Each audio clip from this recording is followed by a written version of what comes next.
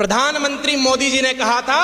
कि भारत की युवा पीढ़ी अमृत पीढ़ी है और अमृत पीढ़ी के युवा के रूप में मैं आज यहां विराजमान सभी गणमान्य अतिथियों को प्रणाम करता हूं और आज हम ऐसे ऐतिहासिक विषय पर चर्चा करने के लिए उपस्थित हुए हैं जो आपातकाल और लोकतंत्र के सबक जैसे महत्वपूर्ण विषय पर चर्चा करने के लिए उपस्थित हुए हैं। महोदय, मैं ये शब्द जब भी सुनता हूं तो मेरे जहन में 70 के दशक का वह दृश्य याद आता है जहां किसी एक निरंकुश की जिद के कारण न जाने कितने लोग बेघर हो गए, वहीं पत्रकारिता पर अंकुश लगाकर हमारे देश के विश्व के महानतम लोकतंत्र के मुंह पर पट्टी बांधी गई।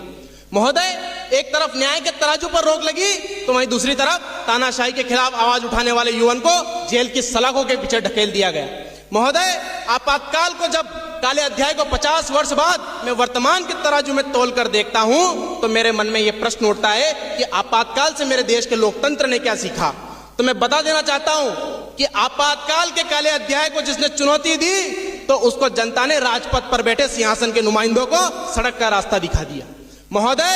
मैं बताना चाहता हूं कि जब जब आपातकाल इस देश में हुआ है तो 1975 के आपातकाल के काले अध्याय से लेकर 2019 में 3 तलाक की समाप्ति तक हमारे देश ने उसका एक एक हिसाब लिया है।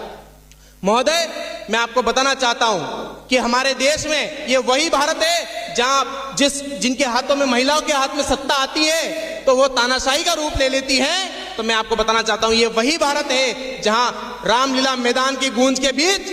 लोकतंत्र की मशाल लेकर विजय